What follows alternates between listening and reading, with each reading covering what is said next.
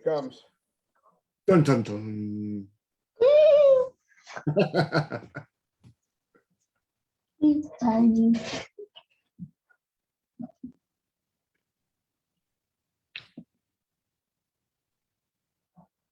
Well, welcome everybody. It's 7:04 on a little glitch because of this guy right here.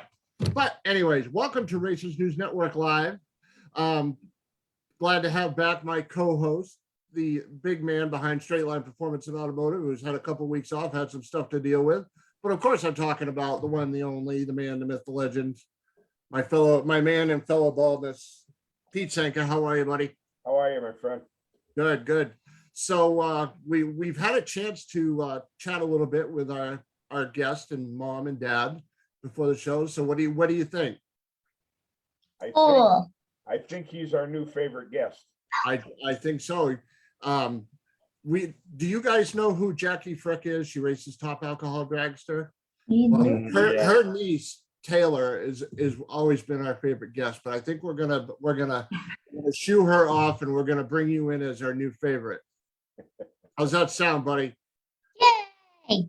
All right. So everybody, I would like you all to please welcome to the show our young guest right in the middle. Of course, I'm talking about Jeg Weets. How are you, buddy? Good. Now this is mom. This is Jenna, and dad. I'm sorry, I should have got your name before. Brad. All right. Very cool. So, Jackie, you kind of got popular on Facebook and stuff a couple weeks ago when you were at the U.S. Nationals, didn't you? Mm-hmm. When you were at Indy, you got Mm-hmm. some, yeah, very cool. So, why don't you tell us about one of the people you met and what they gave to you? Do you remember who that was? Now, Joe Angelo, right?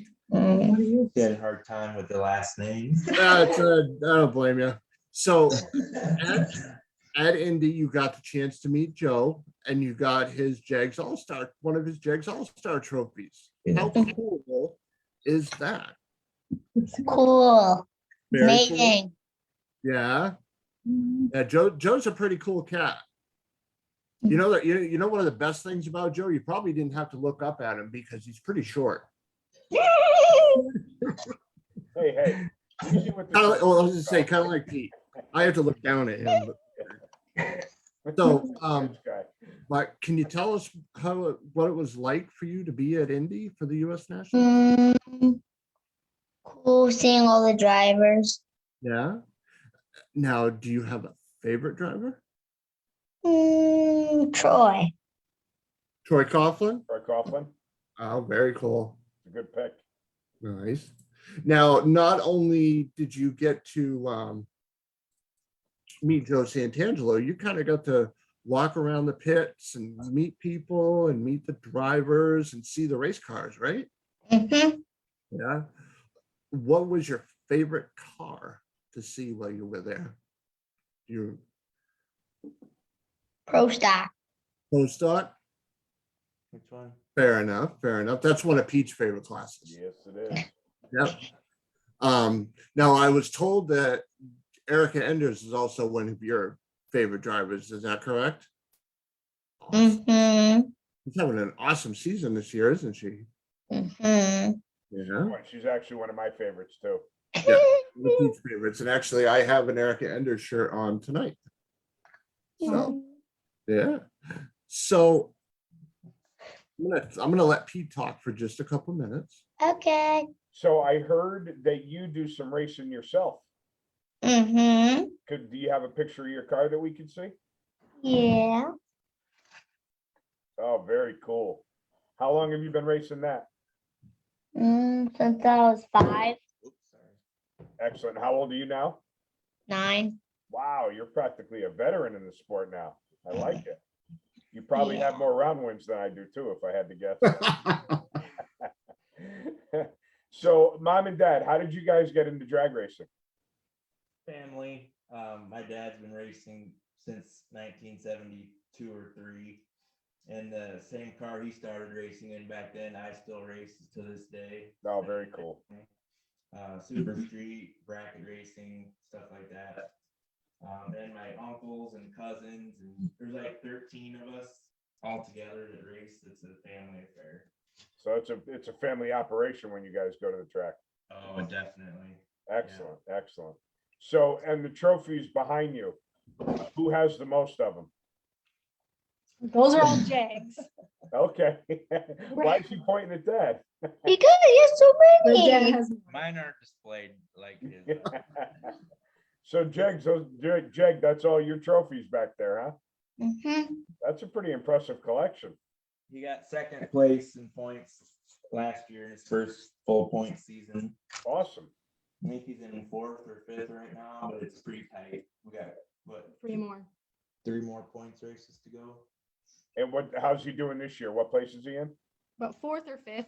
It's like there's only like 1 or 2 points that separate all Oh, of so them. he's well It's- within striking distance. Yeah, yeah. Good, good. You have to make sure you keep us posted as the year wraps up so we know how the little guy did. Yeah, we will. Awesome. Good stuff. You know what I did at Cordova one time? I was racing this little kid that had to go like slower. Yep. I was just driving and I was like ahead of her and I was like, where the heaven is she? Wah, wah, wah, wah, wah. That's what Pete does, but he usually, when he's racing, he's making funny noises, holding on to the steering wheel, eating a sandwich. Right. And the car's usually not running. I'm just in my garage pretending I'm racing. Yeah, he goes into his shop and he makes race car noises. while That's he's- right. So you whopped him at the end of the track, huh? That's pretty good. That's something I gotta learn how to do. Yeah. Very cool, very cool. So is this, has he had the same car for 4 years? Yeah. What are the speed restrictions and stuff like that? Right now he can only go 1190 because Okay. of his age, and he's been doing that for what 3.5, 4 years. So he's ready to go faster. Excellent. Now, could you just turn the wick up on what you have? Or do you No, we'll have to another get a motor? bigger. We'll have to get a bigger engine for that. He's still running the little Briggs and Stratton LO 206 motor. Okay. But the car will take another motor, no problem? Yeah, yeah, should. We'll find out. You excited to go fast, buddy? Yeah, how much faster are you gonna go? What is it? You know what it is. Well, 8. 890. 890? Excellent. Now that's just as fast as they could go, right? Until he's 13 or 14. Right. And then Yeah. 790? Then he goes 790. Yeah. Right, right. Very Yeah. good. Good, good. Well, I think if this is gonna be your last year in this category, then you need to wrap it up with a points championship. True. I want to win one of the coats. The coats that you get when you win a championship. Mm-hmm. You know what, buddy? I would like to have one of those coats too someday. If I was a betting person, I'd bet you're probably gonna win one before me. True. Very cool. So you got any sponsors? Yeah. Yeah, who are they? Dino Doms. It's a restaurant, Darren. Darren Pool Adams. Yep. And Schmidt. The Coco guy, you guys probably know, he's North Carolina. And Steve Foley, Darren Poole Adams, they got on board with us this year. He's a great guy. He's actually the reason we got to go to the U.S. Nationals.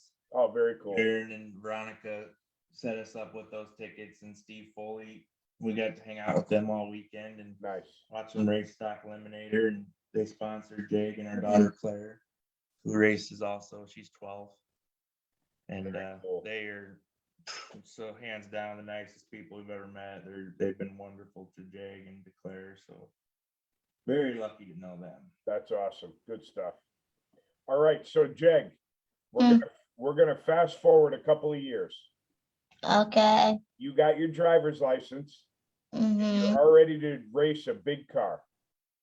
Okay. What big car are you gonna race? Dad's. Yeah, right. Very cool. Halfway through asking that question, I was saying, I wonder if he's gonna say dad's car. He didn't even hesitate. Love it. That would be very That's cool. awesome. And Third you race Super Street, you said? I try to. I haven't for a while, but mostly just brackets, especially running 2 juniors. Right, I'm right, lucky to right. even get there and race, let alone try to do that. But that's the plan, to get back into doing Super Street again. Now, what division do you run in? It's Division 3 here. How is their junior dragster program as far as being at divisionals? NHRA, it's iffy. We do the IHRA one right now because it's closer and easier.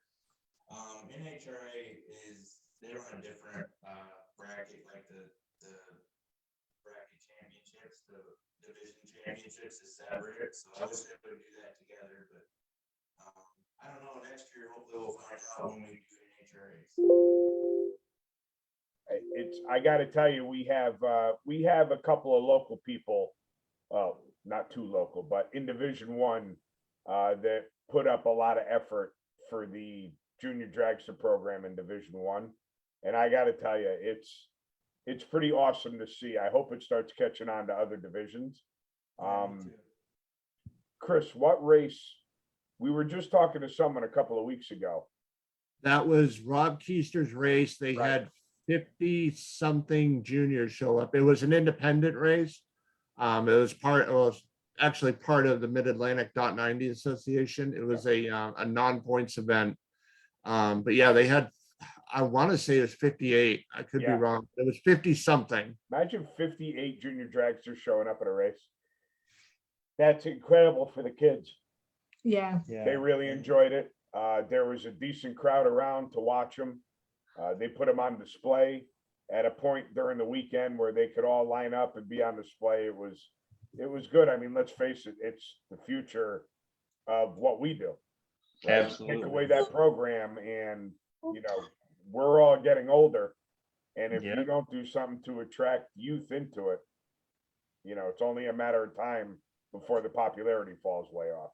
Absolutely right. That's But why I'm guessing Jag isn't gonna let that happen anytime soon, right? It's true though. We need it. We need the youth to keep going. Yeah, it's definitely vital to keeping the sport going, that's for sure. So tell us what a typical race weekend is like for you guys. What's it like, buddy? Fun. Is it a whole weekend ordeal? Is it just one day at the track? Sometimes they do 2 points races in one weekend. Yeah. Sometimes they don't. And we stuff one door slammer and 2 juniors and a golf cart into a trailer. There's very little room left when we're done. And we're running around with our heads cut off. It's very fun. It's a great way to spend the weekend with your family. Yep. My daughter's getting older. She's 12 now, and she still hangs out with her family on the weekend. A lot of girls don't want to hang out with their family anymore when they start to become teenagers. And we run around like crazy. We're busy, but I don't race every weekend just because it gets a little hectic. But it's what we do. It's what we're doing every weekend all summer long. So Yep. Well, Pete has a bunch of friends who not only race 2 big cars, like Christy Pascal up here in Division 1 has a door car, his dragster, Right. and then he has 3 kids? I think next year we're gonna see 4. Wow. Oh, He rolls in with 5 to 6 cars, much like Yeah, I mean, the Stalba family who race. Well, dad races super comp, super gas, and mom races top alcohol dragster, and they have 3 kids too? 2 or 3. Yeah, so they're rolling in with not only a tractor trailer operation for the top alcohol dragster, Right. they have their RV, their stacker trailer with, another 4 to 5 cars on top of it. If I'm not mistaken, I believe Karen also dabbles in Super Comp herself. Yeah, I think she does think she when has the schedule contracts allows. too, Yeah. Yeah. Wow. It's one hell of a commitment when you go to the racetrack, that's for sure. Yeah, that sounds pretty nuts. There's a lot of stuff going on. It's funny because we're all in a group. We all hang out together and we all sit back and watch. There's two families, the Antonettis and the DePascales, and they all race and have like 63 kids between the two of them. And we all just sit back and watch them run around like crazy. I actually get tired watching them race.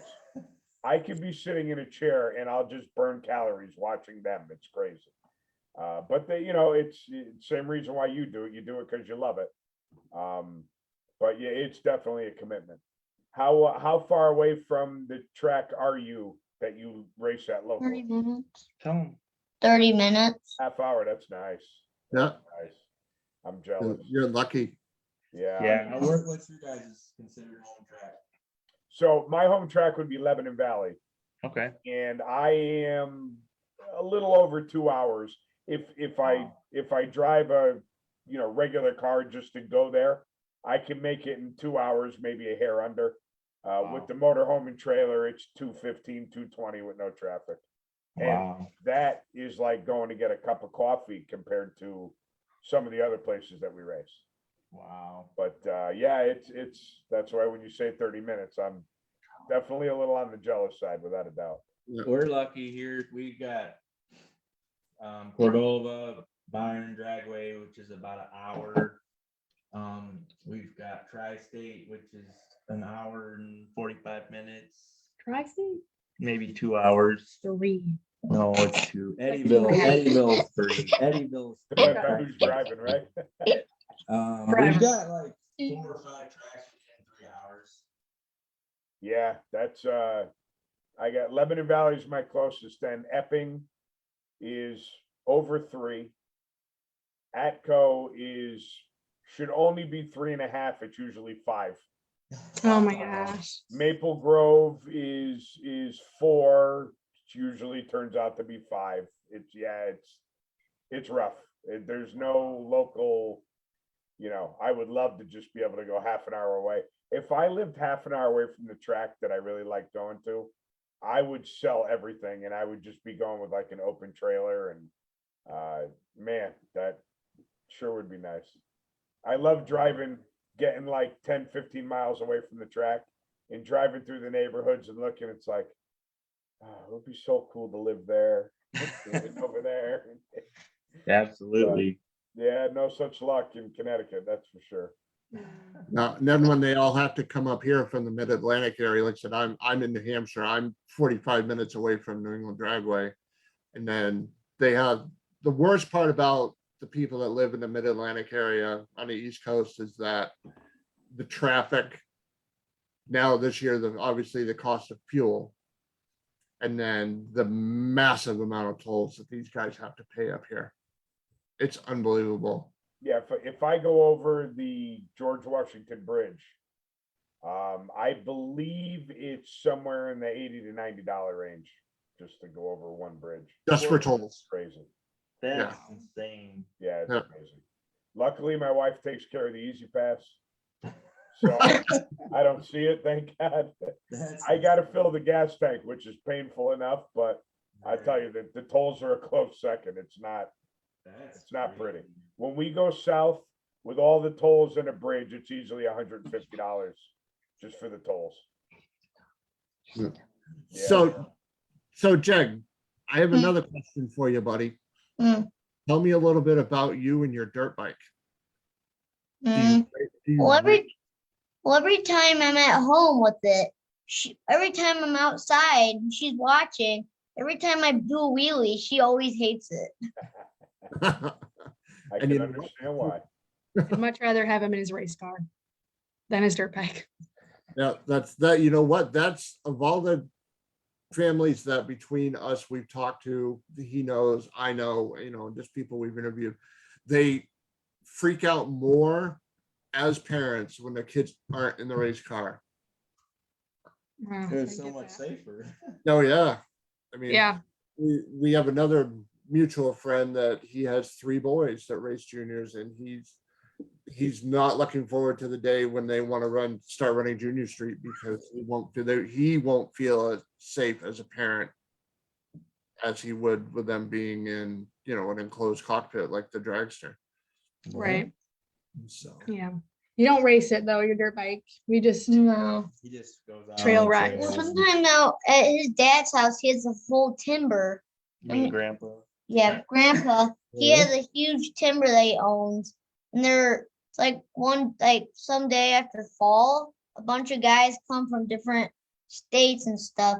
And they come down just to ride in his dad's house, his dad's timber. very cool. Now, we talked a little bit about it before we came on. I also noticed that there's a Wally right there. Why don't you tell me about that? who gave it to you?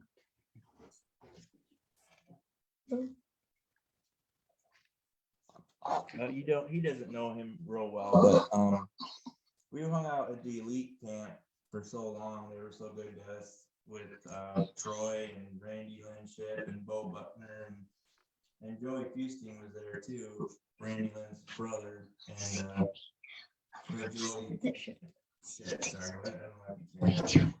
Joey Ship, and he had that. He asked me if he could give it to him, and I said, dude, that's a U.S. Nationals Wally. You don't have to do that.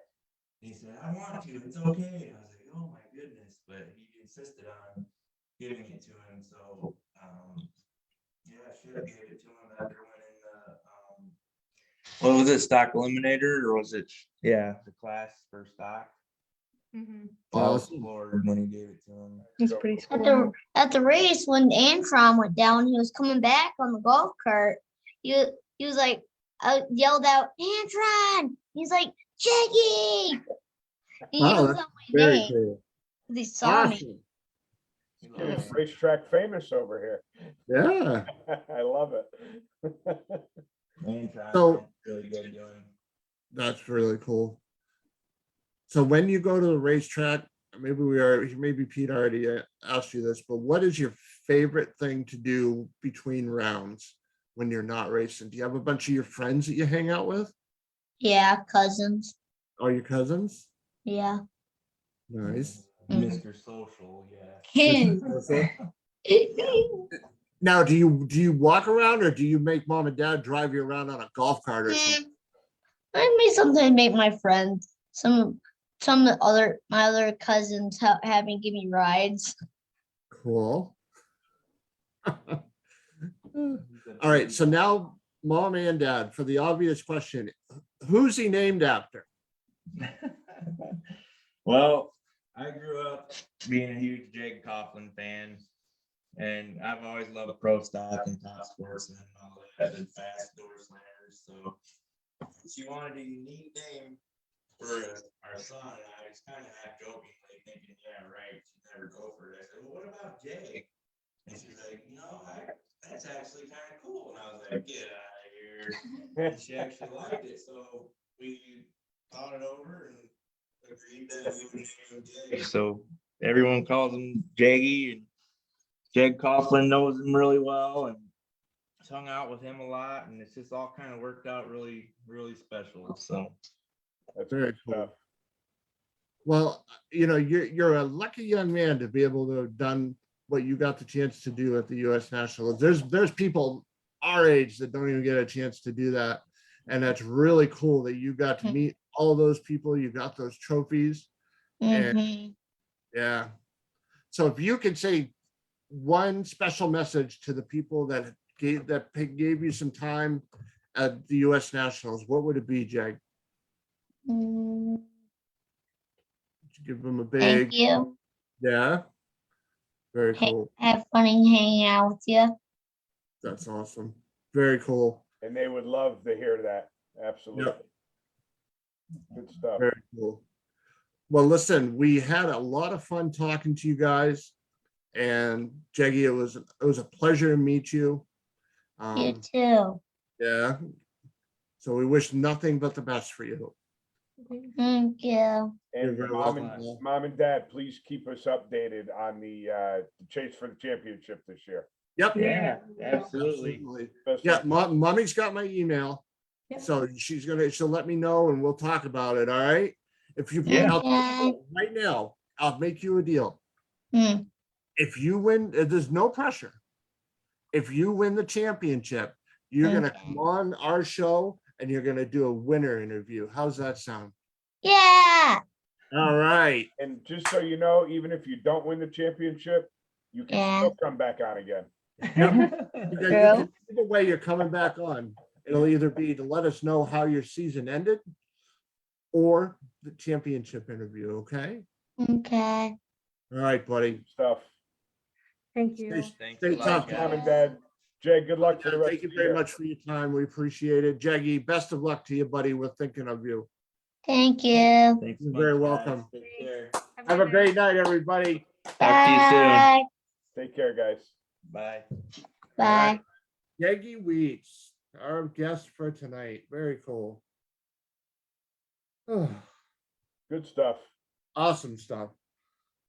So cool little dude. He got to see more stuff than you would probably at Indy. Well, I mean, listen, Indy's a bucket list for me, and I've never been there, so. Yep. So that was awesome. Very cool. What a cool little dude. Yeah, no doubt. So I'm Well- looking through my phone right now, not to be rude, oh, okay. but I'm looking for that post where you had all the winners so elegantly done for us. Check your email. I don't like the way you send me emails. That's too hard to read. When you put the post up, and just so you know, you even said, if you don't want to know the race results, Yeah, and you know who convinced me I needed to do that? 'Cause you yell at me every weekend. some handsome guy, if I had to guess. Some little bald-headed whatever. I'm sure the millions and millions of fans that tune in are happy that you did it that way. That I finally decided to do it the right way. There it And you is. notice I put it like 15 clicks down. I love it. I'm telling you, you were spot on. After 15 years of doing this, Chris, you finally got it right. I'm I super finally got one thing right. I still screw up 78 other things, but I got one thing right. All right, well, I've got it. So you want me to start? Let's kick it off with the .90 stuff from ZMAX. The Sunday's final results from the 14th annual Betway, BETWAY NHRA Carolina Nationals at ZMAX Dragway. The race is the 18th of 22 in the NHRA Camping World Drag Racing Series for 2022. Mr. Pete Senka. Here we go. Time to slaughter some names. Super Comp winner, Robert Houston, Ooh, that was tough. dragster, no kidding. He went 973 with a 6 at 122.40. Now you would say to yourself, how does someone in Super Comp win a final at 9.736?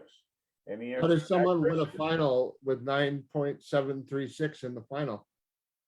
the answer as to why he won, Chris, is because Dan Foley went 1,000 red ouch. and obviously kind of motored down through. And I've always wondered what I would do, and we probably talked about this before. If I was in the final at a national event and the person next to me went red, what would I do? I know what the smart play is, and in my opinion, Robert Houston definitely did the smart play. But my ego would say, I got the win, but I'm going to put this bitch on a 90 and show everyone that I'm here for real. And then at that point, I would probably go like an 83 and look like a complete fool. But I don't know that I would lift. I don't know what I would do. I think I would lose my mind. If my win light ever came on in a final at a national event, I don't know what the hell I would do. Would you sacrifice the roof of that beautiful paint job to get up there and do like the curly shuffle or something? You know, I've thought about that, and I know where my roof is strong, back by the tailgate. So I might be able to try and go up there, but it's ceramic coated, and I would take my shoes off. and I guarantee you I would fall right off on my ass and probably be in traction for a month, but Be all Steve's I fault. would be in traction with a national event Wally. There you go. All right, so that's enough fantasizing about Super Comp. Super Gas, Billy Upton in his Chevy Corvette went a 1,000 too quick at 989.9. He defeated Ernie Knight in a Chevy Nova that went quicker, but not by much, only 4,000 quicker. Do you have reaction times on your end? For Billy Upton, a 0.012. For Mr. Ernie Knight, a 0.026. Okay, so that's what happened. Ernie had to make up for a slight reaction time disadvantage and clearly wanted to take the stripe. So he got ahead of him and broke out by a little bit more. All right. There was no Super Street, so my race report is basically done. Question for you, Super Street, Super Gas man. Go ahead. You go to an event that doesn't have Super Street, a national event doesn't have Super Street, you sign up in Super Gas, which you've done a couple of times, correct? Correct. Besides playing with the box, what is the setup difference between 1090 and 990 for somebody who normally runs Super Street?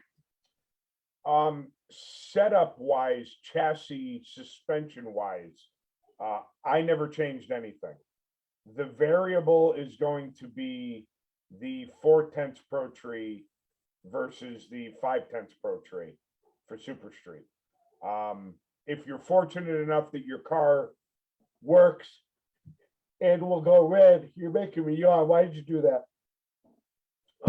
And you can make Well, I it did go this. red. I'm thirsty too, thanks.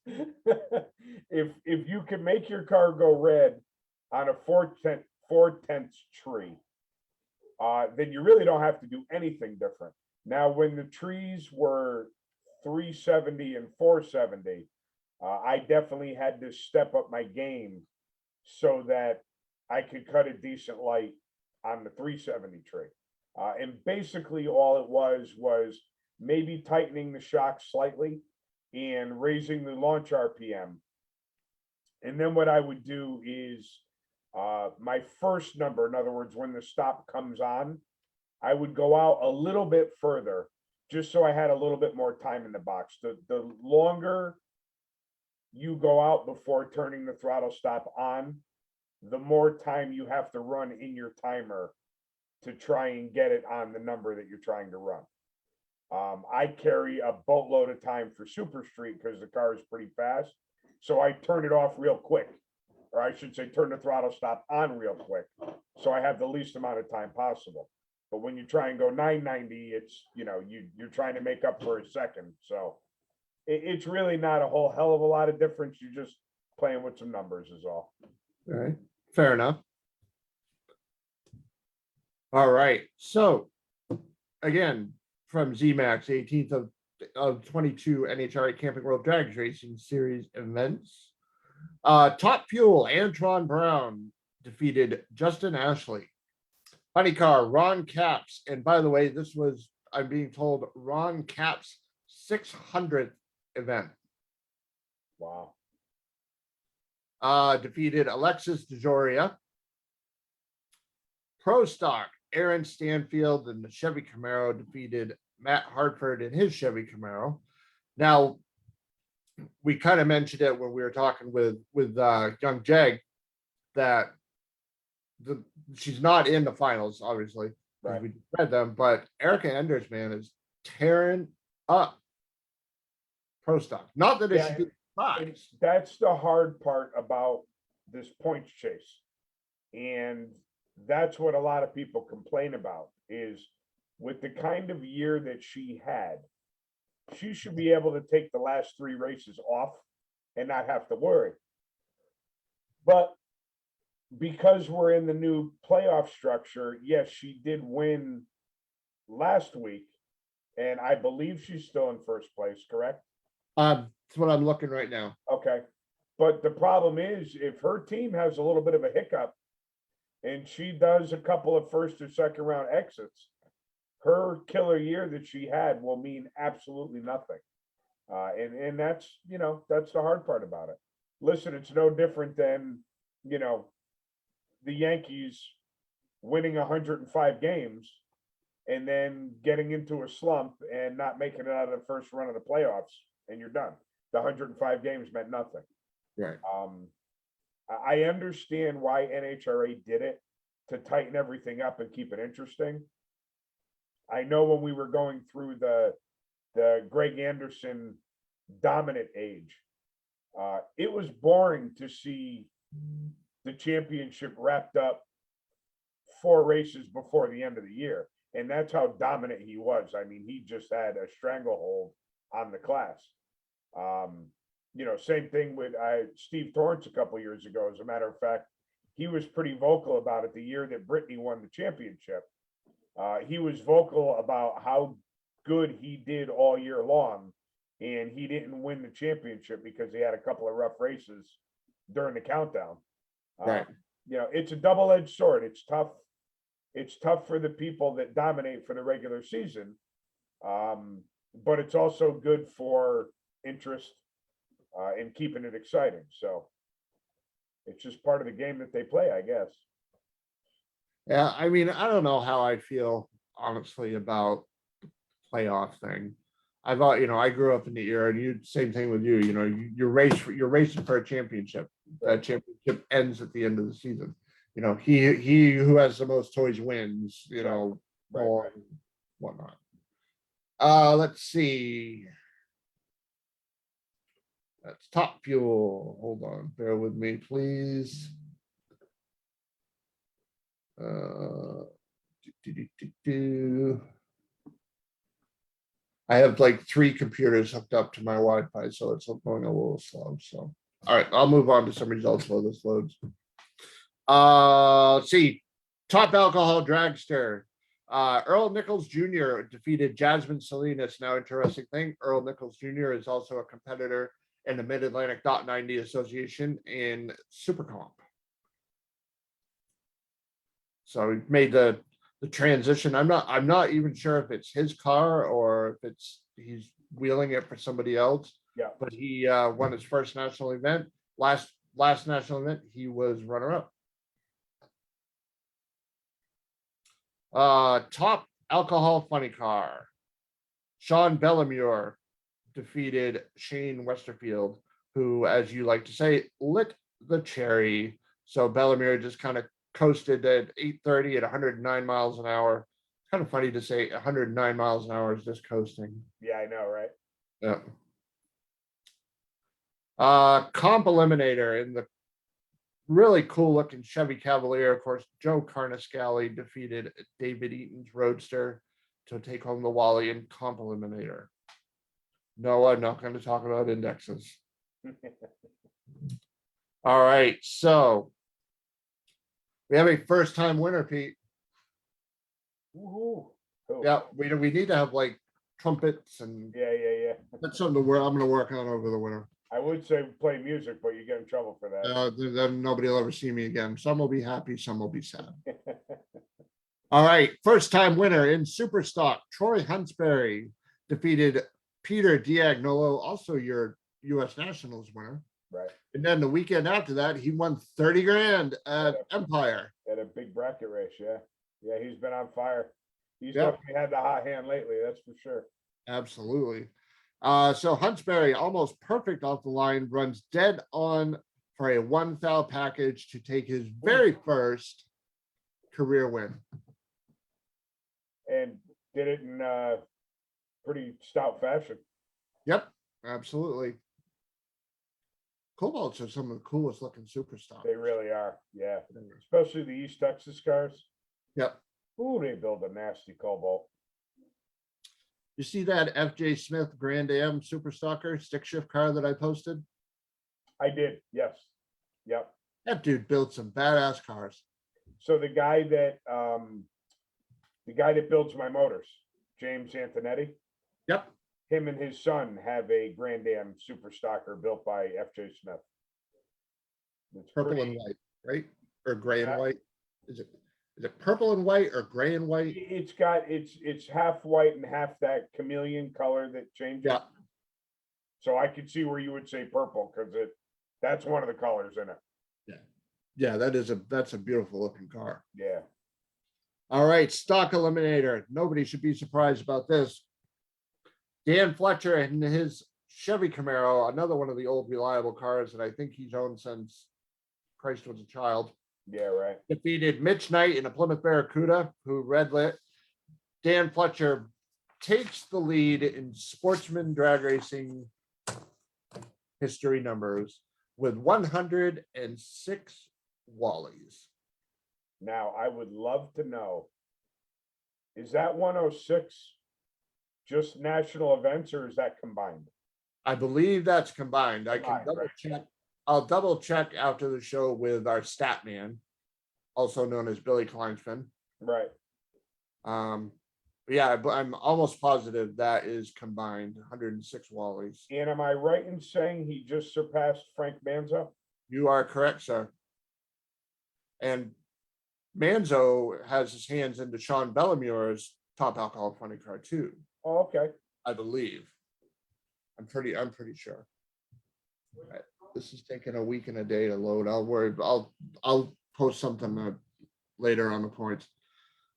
Top dragster presented by Vortex Superchargers. Jeremy Hancock defeated Clint Riley. Top sportsman Jerry Albert in his Chevy Camaro defeated another one of the flying Chevy Bel Airs from NHRA Division One, of course, Larry Willard. That's another beautiful looking car. Somebody put a picture up the other day of him racing Freddie Perkins. Oh, yeah. The chop top versus the standard top. Yeah, yeah. Yep. So a couple of beautiful race cars. Let's see. Pro Mod, Stevie Jackson, not a surprise, over Justin Bond. Mountain Motor Pro Stock, J.R. Carr defeated John DeFlorian Jr.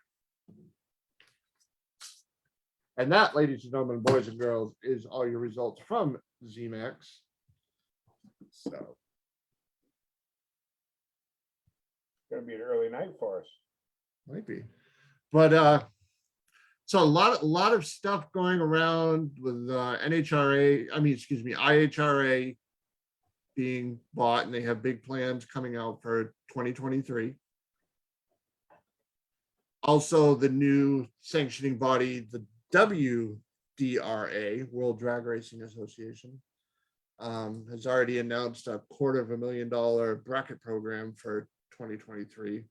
They have, I think it was 50 tracks, Yeah. maybe. And they were like interviewing 80 more or something. Yeah, or maybe it was 30. They have 30 and they're interviewing another 50. Yeah. That might be what it is. But yeah, so I mean, a lot of stuff going on. Be interesting to see how it all plays out. For a sport that some people are saying is dying, there sure is a lot of activity going on, that's for sure. This is true. And Maple Grove was a sellout. Let's talk about Maple Grove for a minute, shall we? We shall. Wow. I mean, every TV shot was standing room only. The weather was phenomenal. Koretsky did good in pro stock. I mean, I have to believe, with the exception of Koretsky winning the event, I don't think that they could have scripted any better of a weekend. Performance was awesome. Track was awesome.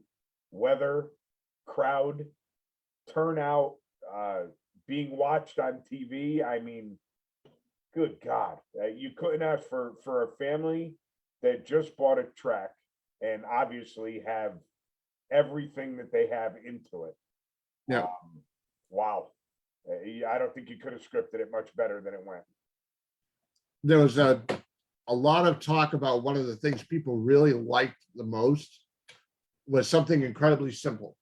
It was a ginormous US flag hanging from the crane over the starting line area. Yeah. One simple little thing is Yeah, sometimes. it's just, you know, people think. It's just, I don't know, the things that, and it's very, again, like I always say when I run my mouth, is it's very easy for us to say when we're sitting here in chairs critiquing everything. But it's the things that you would think would come naturally in thought, right? You're gonna have this many people together. Let's hang a humongous American flag up. I mean, how much thought that does that take? Yet, how often does it happen? Right. You know, I had people telling me that they were impressed because they put flowers around the tower. I mean, you've got, you know, these big burly drag racers that eat nails and spit Go up- chew and Fill right. with flowers. Yeah, and they're complimenting flowers around the tower. It's like, you know, the staging lanes got all resealed and nice new striping on it, so everyone knew what lane they were in. It wasn't a mystery. The stuff that you would think would be a no-brainer and probably not cost, I mean, in the grand scheme of things, when you're talking about the expense of owning and operating a track, you know, flowers and hanging up a big American flag are probably pretty small peanuts as far as money goes. Yep. Compared to the, you know, I mean, that flag was probably a $5,000 flag, but in the grand scheme of owning a racetrack, What's $5,000? well, listen, I don't want to spend up Not that it, for them, but you know, right. if your budget for that weekend was $500,000, $5,000 and $1,000 worth of flowers ain't a whole hell of a lot, you know? No, And not at that's all. the things that people talk about. Yep. I have no idea what it costs to reseal and stripe the staging lanes. Probably a hell of a lot more than you and I would think. But again, in the grand scheme of running that event and the expense of that event, it's probably the stuff that they spent the least amount of money on that got the most recognition, and that's got to be pretty gratifying for them. Absolutely. To back up just a little bit, it's always funny when you can get stuff faster on your phone than you can on your computer. Yeah. All right, and the unofficial points as of right now for Pro Stock. Yep. Erica Enders, first place, 2,312. 64 points back, Aaron Stanfield. Third place, Jeg Coughlin, 97 points back. We'll just do the top five. Right. Excuse me. Excuse me. Greg Anderson, 109 points back in fourth. Kyle Koretsky, fifth place, 122 points back. Now, she's got a decent lead. Nothing like what she had during the regular season, obviously, because the points reset. It's a no-brainer there, but do they also have, is the last race like points and a half? Ooh, I know it definitely has been in the past. I don't know if they got rid of that or not. I honestly, when it comes to the point stuff, I really don't pay other than Right. the, you know, who's where and how many, who's so much back. I have no idea. I will tell you that in the top five, nothing is insurmountable in the top five, I don't think. You get, you know, Koretsky or Anderson comes out and they win a race or two, and the people in front of them stumble a little bit. And then you go into the last race of the year for points and a half. And I got to tell you, you have to assume that Erica is going to rise to the occasion just because she had all year. But that's an assumption. And, you know, like they say on TV when they're broadcasting, they don't run these things on paper. They run them on the racetrack. Right. You know, that 64-point lead is far from a lock. It's not even close to being a lock. So again, that's the playoffs for you. Yep. Next thing I want to bring up the magic 340 mile an hour mark. We've been hearing a lot about that this year, especially when it comes to the tires. Mhm. They were right there over the past event or two at 339 point, whatever it was. Right. What do you think is going to happen when they hit? It's not an if, it's a when Right. they hit 340 miles an hour. Are they going to make a phone call to Goodyear? You've got to make us a different tire, or are they going to say, all right, now we get to figure out how to slow these things down? So Goodyear has already gone on record saying that their tire will handle 340 miles an hour with no problem. But I don't think NHRA wants them going that fast. Now, here's the issue. They put up, not they, but a company stepped up and put up 300 mile an hour to the 8th club. Like, remember, they did the first 4-second club and the 3 blah, blah, blah, right? So they put up a club for 300 to the 8th. And if NHRA slows them down, my guess is they're going to try and figure out, and it'll probably be with a rev limiter, but they're going to try and figure out how to slow them down after the 8th, because the sponsor stepping up to the plate supporting this club isn't going to want any part of slowing them down and them not being able to run the number, I would think. Right. But I don't imagine that NHRA is going to want their top fuel cars going much faster than 340, just from a safety perspective.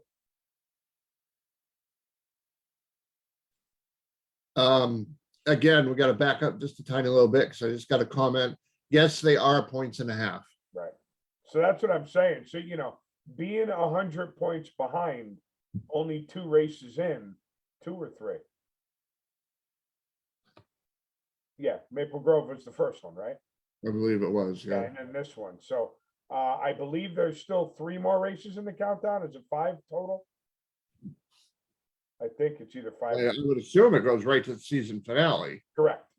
That is correct. So, hold on.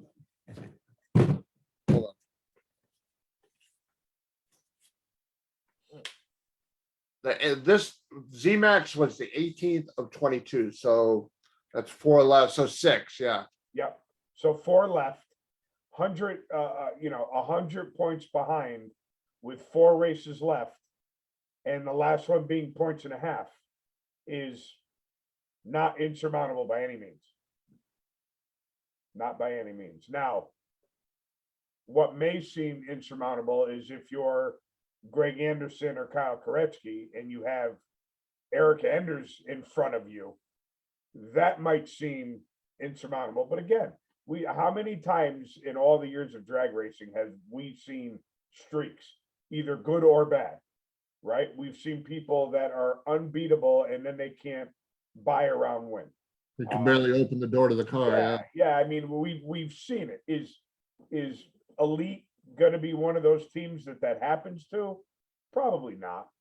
But it's a shame that for the dominance that she had during the course of the year that we even have to talk about this. But Right. One of the reasons why NHRA did what they did is because we're sitting here talking about this, right? It's giving us something to talk about, and that's a success for them. So I Right. get it. I don't know if I necessarily agree with it, but listen, whoever wins the points championship, all the races are racing by the same rules. So it's not like one has an advantage over the other. Right. They don't have the Keith Mears factor. Yeah, exactly. Exactly. We're going to need some kind of a playoffs if he keeps dominating the way he does. Good God. Now, does anybody know if the Porsche is fixed? I don't. I do not. Mr. Keister, if I you're was still, going to say, is Keister on? Because he would know if anybody. his light is green, so. He's typing. So next up for Division 1, the Lucas Oil Drag Racing Series may or may not be Virginia Motorsports Park. It all depends on Ian. Yeah. Yeah, I don't know. I don't know what their schedule will allow, if they could push it back a week or 2 weeks, or You know, I don't know what kind of planning well, I know there's a ton of planning that goes behind it, but I don't know how flexible they are as far as moving it, but I Right. gotta tell you, it's not looking, if I tune in tomorrow and I see a post that said they canceled the event or postponed it, I would not be in the least bit surprised. No, because originally they were talking about making a decision today, and then they Right. decided to push it off till sometime tomorrow. Rob, what's the status of the Porsche? He just asked what was the question. Yeah, I mean, Barry Ribeiro is headed out tonight, and 500-mile trip. He Right. doesn't have they don't have a strong answer. So, I mean, and it's also Dave's last event as the director for Division One. Yep. Sure, he wants to go out with a bang, but I actually looked at the weather earlier for Dinwiddie, and it don't look good. 4 or 5 solid days of rain. Right. Even if the percentages are low. I mean, Saturday, for all intents and purposes, let me look real quick. If I still have the picture, yeah, I do right here. Saturday, 90%, around a half an inch. I mean, that's basically putting the track underwater. Maybe Right. not literally, but Yeah, you half an inch is a tough one to overcome, that's for sure. yeah, 80% Saturday night, locally heavy rainfall. Just it don't look pretty. Right. He sent me pictures. Hold on for just 1 second. Which is, I wondered what Keith was gonna do as far as, I know he's building another car. I don't know, oh no, everybody knows that, that's not a mystery. I don't know how far along that other car is, but I was wondering if he was just gonna put the effort into that car, instead of putting the Porsche back together right away. But Well, apparently he's doing it, so, Porsche has a new front end. nice. I don't know if anybody can see that. Can you see that? Yep, Okay. No more flip up headlights like the 9 series, like the 928 or 24 right, right. based on. With the bug eyes. He doesn't play around, that's for sure. Nope. Good for him. He's a cool dude. He's a crafty cat, that's for He sure. is. So yeah, I mean, like I said, the weather's looking pretty crappy for Virginia Motorsports Park for the divisional. If the event gets canceled, rescheduled, whatever, it's obviously also the last event for Division One and the last event for our guess the number of entries contest. If it gets scrubbed, we'll figure something out. Have some fun with I it. say if it gets scrubbed, you move the guessing game to the Dutch Classic, We could do that. because that's a well-attended race. This is true. This is true. Look, moving on to next week, due to some work stuff for me, we have to switch to Tuesday nights for a while, hopefully just till at or around the first of the year. So I got to work till 7:30 on Monday nights. So obviously I'm not going to have the show on at 8:30. No, because we all know that's past my bedtime, so that would never work. He gets tucked in and Bree rubs his head and, okay, you're all right. You can have, here's your cookies. Tucks him in. He watches 3.5 minutes of Street Outlaws or No Prep Kings and passes out. Yeah, that's on tonight. So like I said, next week will be on Tuesday. Obviously, I will remind and refresh and everything, everybody. And we're gonna talk Pro Mod. Guests that I've had the chance to speak with before in the past, of course, Dina Parisi. She drives Stella, the pink Pro Mod, or actually kind of a raspberry-ish color, kind of almost like your car. Stop it. Kinda. It is not. Otherwise, it's kind of like yours. But yeah, so we're going to talk to Dina and talk some Pro Mod. And did you know who Dina Parisi is, right, Pete? Yes. Did you know she used to be a professional ice skater as well? I did not. You do now. See, never too old to learn new things. I used to be a professional sock model. There you go. People don't know that about me. No. So you got that bruise on your big toe, and it was all over from there, right? Someone kicked me in the shin and that was it. That was it. I went downhill from there and became a school teacher Yeah, yeah. and a business owner. I'm telling all my kids at school, they make fun of me because I'm short. And we give a safety lesson on operating the lift. Tell 'em how important it is because I used to be 6'3" and someone lowered the car down on me and here I am. And they're like, it's like, you can tell who the bright ones are, who aren't when you say that. But yeah, we have fun. I Hey. used to be 6'3", Chris. Used to be as tall as me then. All right. Someone And it lowered was the all car. downhill after that. They stopped at 5'5" and here I am. Oh, Rob said he thought you were a stunt model for Mr. Clean. Close. That Close. was in my later years. I was to say that had to be back when you were 6'3", but he had Right. to stop doing it when you got squashed, right? Mr. Clean can see his feet. I can't. Good. So, and then also, actually, I talked to Billy Klein's been working on something. We're gonna have a little bit of fun when the off season kicks in to wrap up the year, on top of the PD Awards Petey's. that are gonna be presented by Duzen LLC, of course, Allie and her mom and dad, local machine shop. Where these are not serious. This is all about having. We are gonna have trophies. You know, we're gonna have those kind of oddball categories. Gonna have a little Seeing as fun. how they're named after me, do I at least get a trophy? Dude, you got a t-shirt. What more do you want? When did I get a t-shirt? When we were at Lebanon Valley, remember Elijah threw a t-shirt at you? Oh, no, wait a minute. You paid for that. Yeah, Well, you still got a t-shirt, so there you go. You I want a trophy. want a trophy? You want a participation trophy? Yes, yes. As a matter of fact, I do.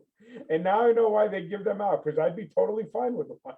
Yep, because that was originally going to be the name of it. It was going to be the participation. Yeah, that's when all that. And then Pete, and actually, just so everybody knows, the participation part of it was not my idea. It was his. What did it, refresh? When we first started talking about this, when people remember there was a group of people were crying and complaining about something, and everybody said you came up with, well, it sounds like so-and-so needs a participation trophy. Yeah, it sounds like something I would say. Yeah. No, that was originally the name. It was going to be the participation trophies. Of course, I took off running with it because nothing like a good. What else do we have to do? And then I got talked into, no, we're going to call it the PDs. So again, it's going to be fun. It's tongue in cheek, but there are going to be actual trophies, like, you know, the most bubbly personality. I already know who my selection is for that one. Listen, you can't give me all the awards, all right? You got to spread them out a little bit. Yeah. So with that being said, ladies and gentlemen, boys and girls, it is 8:07. So that means Pete's got to get ready to go to bed and watch TV for 3.5 minutes before he falls asleep. Shower first. Shower, have some milk and cookies, call it a night. I can't do milk this late at night. Doesn't agree with me. Yeah, nothing does. But we're out of here. Like I said, next week will be on Tuesday. I will send out reminders about that. Oh, you know what? Real quick, Dan Casey, 2 years in a row, has won at the bracket finals and is headed for what I think is going to be his total of 3 trips now to Las Vegas from Division One. All right, you got to give me just a minute because we've got to talk about the bracket guys. While he's looking that up, and I know I'm biased because Lebanon Valley is my home track, and I don't want to take away anyone else's accomplishments, because if you do anything at the bracket finals, you did a hell of a job. But we had 3 winners for the bracket finals from Lebanon Valley. And I hate myself because I don't know all 3. I only know 2 off the top of my head. I know one of them, Which one do you know? Jamie Dimon. Yep, that's one that I knew. I was hoping you knew the one that I didn't. I'll be able to tell you in just a minute. Okay, Jamie Dimon. No, it's Diamond. It's not. Yeah, Diamond. the awesome dude with the dragster. Yeah. He won. Jeff Tisdale won in motorcycle. And I believe that's at least his second bracket finals win, if I'm not mistaken. And then the third person, Chris is going to announce, because I feel bad that I announced two, so I'm going to let him announce one. All right. So for the people that are going to lose their minds over the electric cars, Oh, God. Danny Hoff, your winner over Charles DeMonico. DeMonico goes red to give Hoff the ET Finals trophy and the trip to Vegas. So now for the smart aleck people out there are going to say, how's he going to drive to Vegas? He's probably going to trailer it. Yeah, right, exactly. So again, they ran 8th mile at Maple Grove. Yep. Hoff with a 780 at 92 miles an hour, 53 on the tree to take out Charles DeMonico, who was 008 red, 755 at 92 miles an hour. Roughly 7.8 in the 8th equals out to what, Pete, in the quarter? Roughly, kind of, sort of. Whew. I could honestly tell you, I have absolutely no idea. I'm Okay. going to say, God, I'm going to screw this up. 13 to 14. No, I was going to say quicker than that. I was going to say mid 11s to low 12s, somewhere around there. Very cool. All right, Junior Street. Lucas Veronini over Jana Embley. Veronini with a starting line advantage and wins the ET Finals trophy. Bike and sled. Pete just announced, but we'll read it anyways, just because that's who we are. Jeff Tisdale, 14 on the tree, 562 at 118 miles an hour to take out Lawrence Currio's 29 on the tree, 590 at 119 miles an hour. That was a sled. That was motorcycle, right? Bike sled. Bike sled. Gotcha. Bike sled. Yep. And it does say motorcycle for both of them. Yep. All right. Sportsman final. Paul Northrup over Jeff Feeler, maybe Feiler, Filer. Northrop 13 on the tree, 744 at 87 miles an hour to better Jeff Feeler's 76 on the tree, 736 at 92 miles an hour. It doesn't say what track these people are from, does it?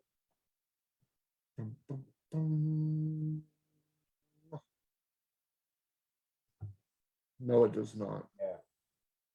Northrop with the starting line advantage, obviously, and wins the ET Finals trophy and the trip to Vegas. Pro final. The only reason I know this is because I know Dan. Dan Casey, excuse me, from New England Dragway.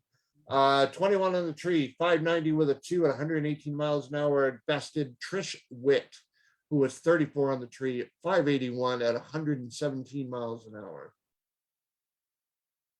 I said, I'm pretty sure this is, I know he's 2 in a row, but I think it's 3 altogether to make the big trip. Wow. So it's pretty cool. That's impressive.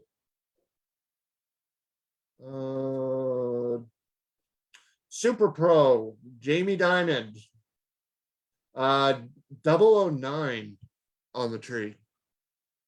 473 at 139 miles an hour to beat Nelson Ballot, who I'm pretty sure is from New England. No. Nelson Bilot is LVD, and He is LVD? if I'm not mistaken, he won the bracket finals last year, went out to Vegas and won out there. Cool. Yeah. Nelson Ballot was 36 on the tree, 611 at 109 miles an hour. Diamond with the better light runs dead on with a 3 for the win, and he wins the ET Finals trophy and the big trip to Vegas. I actually talked to Jamie last night and working on trying to get him on before he hops on a plane. That'd be awesome. Him and his wife are great people. They are regulars up at Lebanon Valley. And they will literally give you the shirt off their back if you ever need help. It's funny because if you're fishing around on Facebook and people always put up the post that, oh, I broke something or I needed to do something and these guys help me, and it's always Jamie's name that comes up. He's always willing to lend a hand, and it's nice to see him get that win. He works very hard on his program. Awesome. Last little bit, Super Pro Race of Champions, Brad Northrup from Pennsylvania in what'll make Pete happy, the Vega. Yes, sir. Runner-up was Brian Balducci. Number 1 qualifier, Paul Burris. Pro Race of Champions, again, Dan Casey, from New England Dragway. Beat Mandy Anderson, who was a runner-up, and number 1 qualifier. There's like scribbles in front of it when they posted it. Number 1 qualifier, James Moore. Sportsman Race of Champions. Oh, you know what? I just realized what that was. It's what track they're from. Right. Sportsman Race of Champions, Chuck Render over at Butch Weinreich. And number 1 qualifier was Bill Hakuska. I hope I got that right. If I didn't, sorry. Bike and Sled, Wes Garman over at Danny Boyer, and your number 1 qualifier was Wes Garman as well. So congratulations to everybody. I really wanted to try and find that. I know I have it. Congratulations to Numidia. Here it is. The bracket finals championship. Yep. NHRA Northeast Summit ET Finals team points. Number 1, Numidia. Number 2, Maple Grove. Number 3, Atco. Number 4, Lebanon Valley. Number 5, New England Dragway. Number 6, Mason Dixon. Number 7, South Mountain. Number 8, Esta. Number 9, Island. And number 10, Team Canada. Very cool. That is all the results that matter from this weird, wonderful world that we call NHRA Division 1. But like I said, next Tuesday is our new night for hopefully not too long. So my job finally hired another driver, so hopefully he'll be able to take my space doing that, so I don't have to do all these stupid things. Good. To work my normal schedule. So. All right. All right, ladies and gentlemen, boys and girls, that is how we do things here. We will be back, or at least I will be. His will be scheduled depending. Next Tuesday night at 7 o'clock with Dina Parisi. Have a great night. If you travel into the races, particularly Virginia, bring your floaties or a kayak. Yeah. You might need it. Good luck, guys. Chris, All right. nice talking to you, bud. All right, you too. We'll talk to you soon. Thank you to our guest, Jeg Weets, and his mom and dad for taking the time to come on and hang out with us. We're out of here. Back again next Tuesday, 7 o'clock. Have a great night. See ya.